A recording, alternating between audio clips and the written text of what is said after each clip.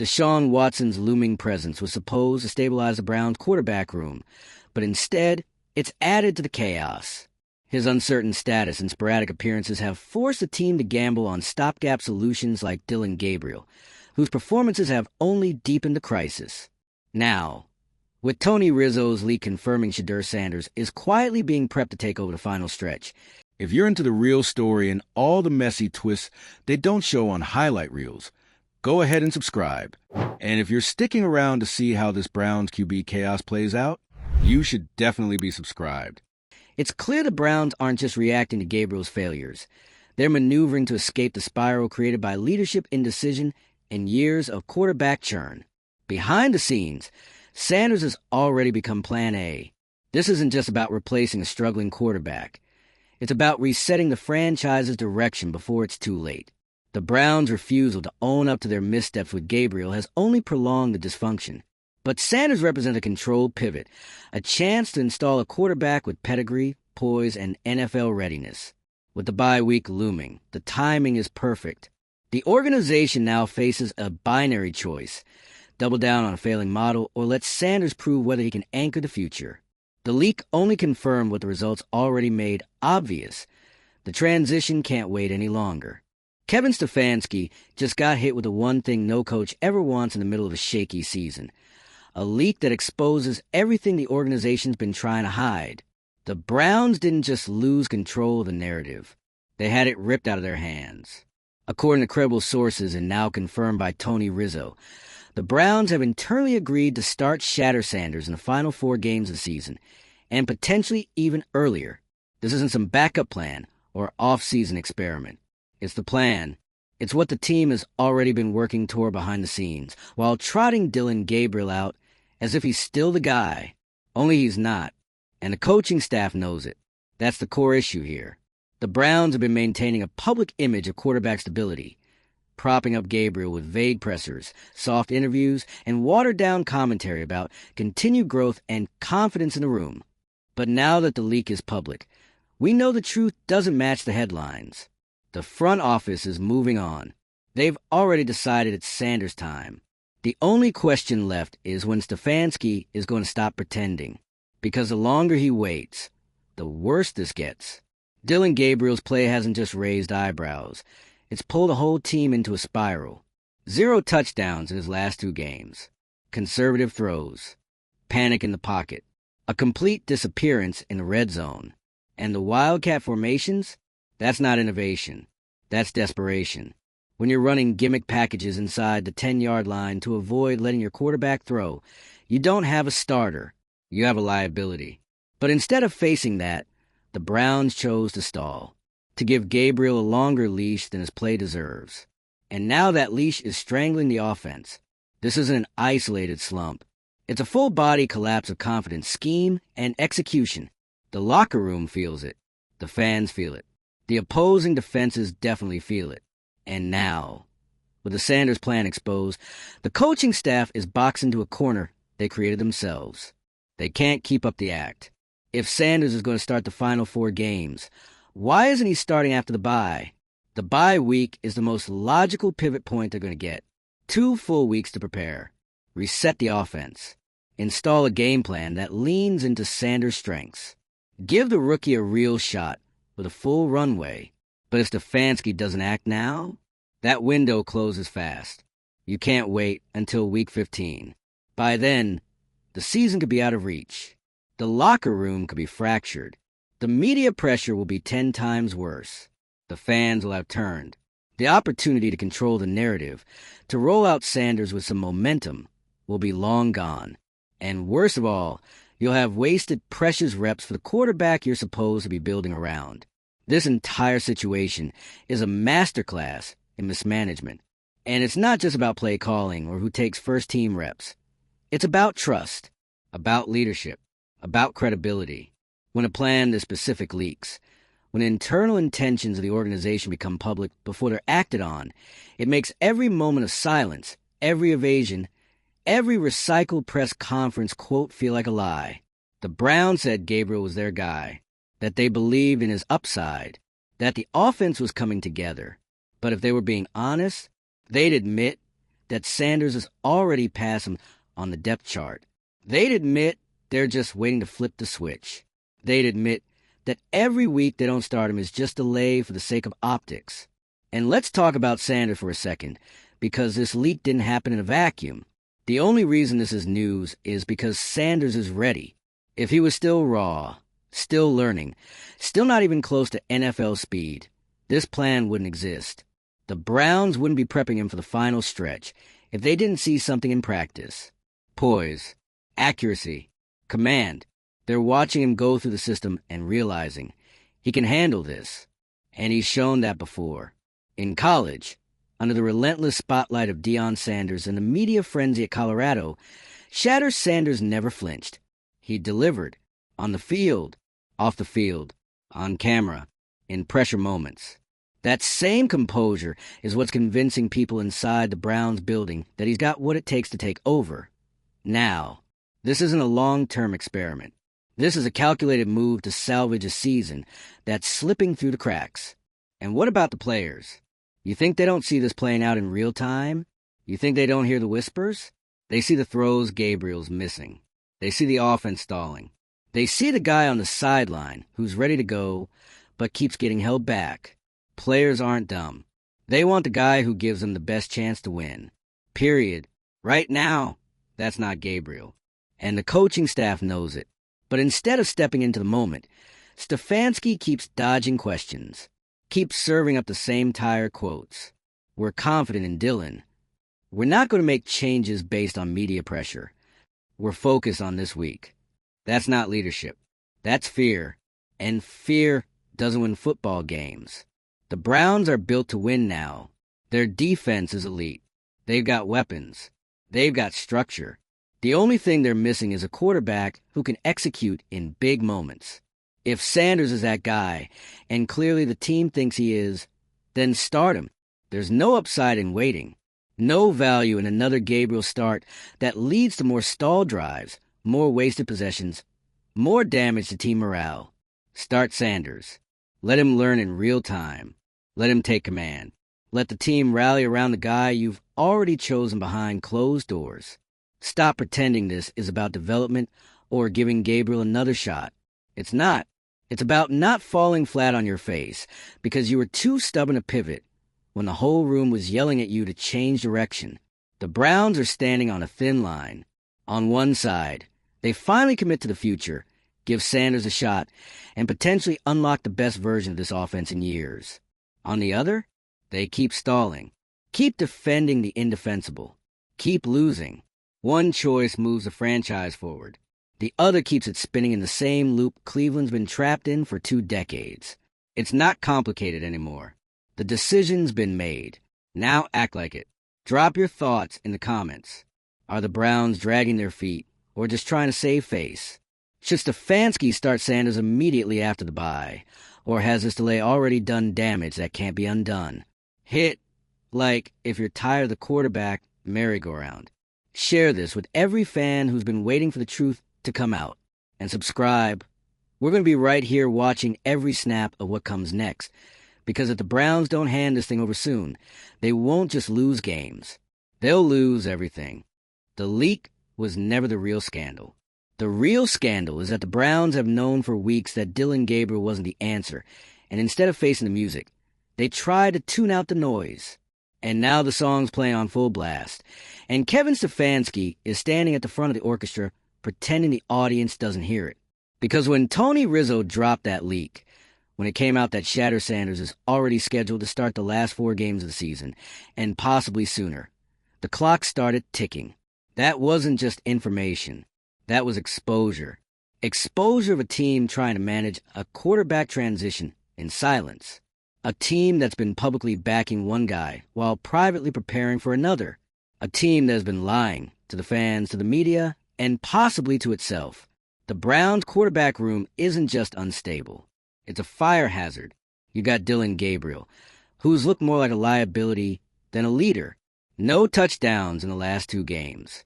Poor decision-making. 0 impact in the red zone. And let's be honest, he's playing scared. Playing like he knows the leash is short. And when your quarterback is playing to avoid mistakes instead of trying to make plays, your season isn't going anywhere. Then there's Deshaun Watson, still looming in the background, technically still part of the picture, but his status is unclear and, more importantly, unpredictable. Even if he returns, it's impossible to say what version you're getting or how long he'll stay healthy. The Watson situation is too uncertain to be a stabilizing force. That leaves Sanders, the guy with the poise, the arm, the upside, and most importantly, the momentum. Because the moment that plan leaked, everything shifted. The fan base changed. The conversation changed. The energy in the locker room changed. And yet, Stefanski still hasn't. Why? Why is a coach with everything on the line clinging to a failing experiment? Why is a team that internally believes in Sanders so terrified of saying it out loud? Why is this staff still acting like we don't already know what they know? This isn't about performance evaluation anymore. That time passed weeks ago. This is about integrity, about leadership, about whether the Browns are willing to own their decisions or hide from them. And here's the hard truth. The hiding has already cost them. When you delay a transition you've already committed to internally, you don't just lose games. You lose time, developmental time, practice reps, first-team chemistry, game speed experience. You lose the very things you'll need to evaluate whether Sanders is your guy moving forward. That's the whole point of this final stretch. That's why the Browns built this 4-game plan in the first place. It's a proving ground, a chance to see if Sanders can run the offense, grow in the moment, and give this team a real long-term answer at quarterback. But every week they don't start him, that's one fewer data point, one less opportunity to build, one more step backward in a franchise that swears it's trying to move forward. And now we're staring down the biggest test of the year, the bye week. There is no better time to make the switch, no cleaner pivot point, no easier chance to give Sanders 2 full weeks to prepare, build a rapport with the offense, and come out with a game plan suited to his strengths. If the Browns don't take that shot, it's not just a mistake, it's negligence. Because let's not kid ourselves. The players see what's going on. They know when the offense isn't clicking. They know when the quarterback's in over his head. And they definitely know when the staff is trying to shield someone who's no longer getting the job done.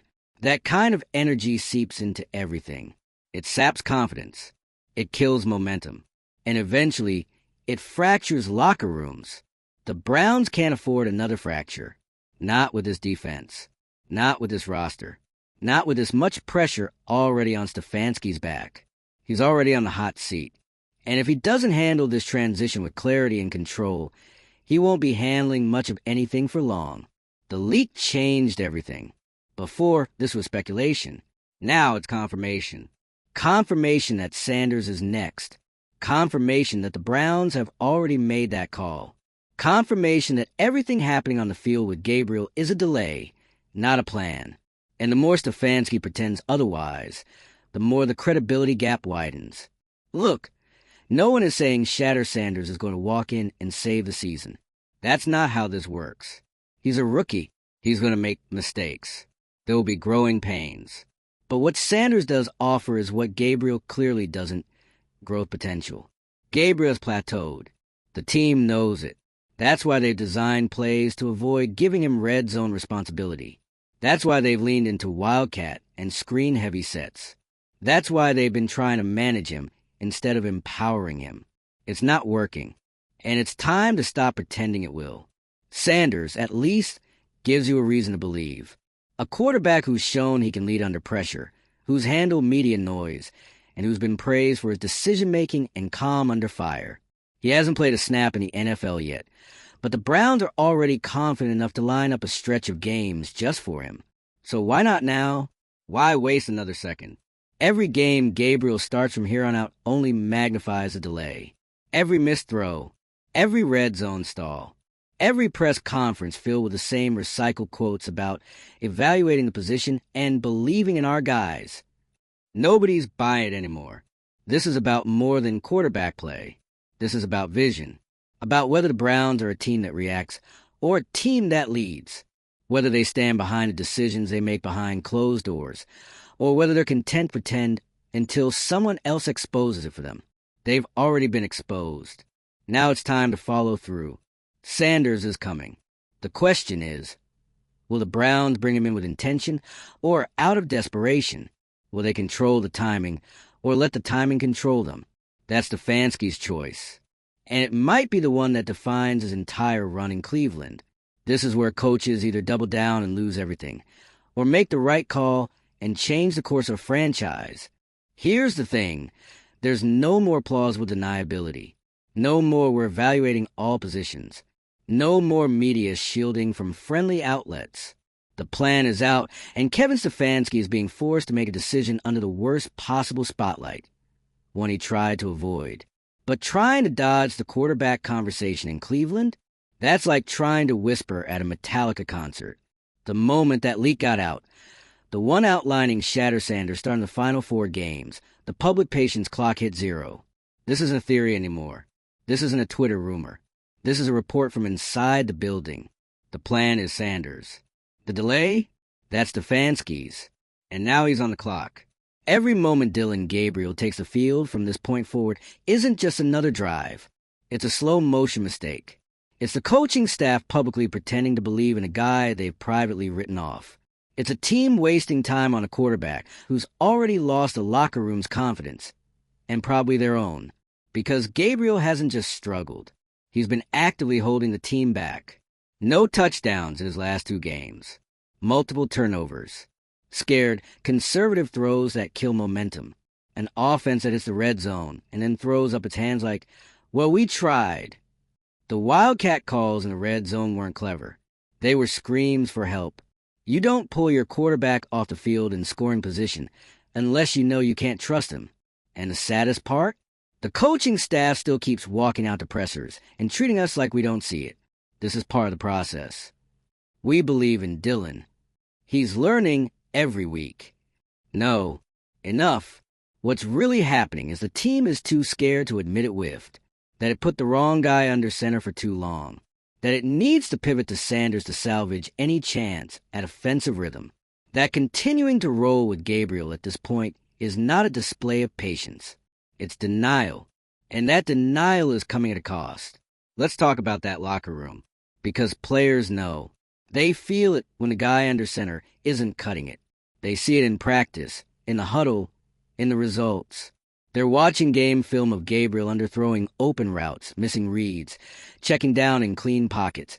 And then they're watching Sanders waiting in silence, knowing the coaching staff already made a plan to bring him in. You don't think that creates tension? You don't think that kind of move, leaking your future quarterback plan to the media, doesn't shift every single player's mindset? They're not just wondering if Sanders will play anymore. Now they're wondering why he hasn't already. This is where leadership matters. This is where Stefanski either takes control or becomes another name in the long line of Browns coaches who couldn't handle the heat. And to be clear, starting Sanders now isn't about giving in to pressure. It's about following through on a decision you already made. The Browns internally decided Sanders was the future. They gave him the scout team reps. They carved out the last 4 games for him. They started the integration process behind the scenes. So why are we pretending? What are we gaining from dragging out this facade with Gabriel? Because Gabriel isn't getting better. That's the harsh truth. He's not one throw away from figuring it out. His issues aren't growing pains. They're red flags. Accuracy is off. Command is non-existent. Red zone execution? Forget it. It's not just that he's not leading the offense. It's that the offense seems allergic to functioning with him on the field. And if we can see that, you know who else can? Defenses. The last 2 teams the Browns played had no fear of Gabriel. They loaded the box, pressured the line, took away the run game because they knew Gabriel wouldn't beat them deep or challenge tight windows. And they were right. He didn't. This isn't about protecting a young QB's confidence anymore. This is about acknowledging the moment has passed. Gabriel had his shot. He showed what he could do. And it's not enough. It's not close. So we come back to Sanders. And what we do know is this. The Browns believe in his poise, his accuracy, his experience under pressure. They believe in what he learned playing under Deion Sanders at Colorado, where the spotlight was relentless and the expectations were sky high. Shedeur didn't crumble. He led. That's what this team needs now. A leader. not a placeholder. And the longer Stefanski waits, the more it feels like he's afraid of his own plan. Because let's be real, there's risk in starting Sanders. No one's pretending he's going to light the league on fire from the jump. He's a rookie. He'll make mistakes. But at least those mistakes come with growth. At least those reps lead somewhere. Gabriel's mistakes? They're just reruns. The bye week is here. The natural reset. 2 full weeks to hand Sanders the offense. Install a custom script. Build the confidence. Rally the team behind him. The perfect launch window. And if they don't take it, then what are we doing? What is the point of all this secrecy? All this delay? All this spin? If the organization doesn't have conviction to act on its own decisions? The fans know. The media knows. The players know. The building knows. And Stefanski? He looks like the last guy in the room, pretending the lights aren't flickering. That's not a strategy. That's a stall. And stalling in this league gets you fired. Because you know what happens if Stefanski waits too long? If Sanders doesn't get real reps this year, and the team limps to another mid-tier finish, then next season starts with the same questions, the same uncertainty. And a coach who already looks hesitant to make bold moves gets tagged as indecisive. That's how jobs get lost. There's still time to own this transition. Still time to bring Sanders in with structure, support, and a real opportunity. But that window is now. Not next month. Not after another loss. Now, because whether they like it or not, the Browns are already in the Shatter Sanders era. The only choice left is whether they enter on their own terms or get dragged into it while trying to protect an image that no one believes in anymore. So what's it going to be? Stefanski can either double down on a failing starter or take the reins and give this team a quarterback who actually represents the future. One option leads to clarity. The other leads to chaos. And if there's one thing Cleveland has had enough of, it's chaos. If you're still here, drop your thoughts below. Are the Browns making this harder than it needs to be? Should Sanders start now? Or is there still anything left to see from Gabriel? Hit like if you're ready to see the rookie take over. Share this with every Browns fan who's been waiting for the team to stop playing games. And subscribe, because whatever happens next, it's going to define more than just this season. It's going to define the future of the franchise.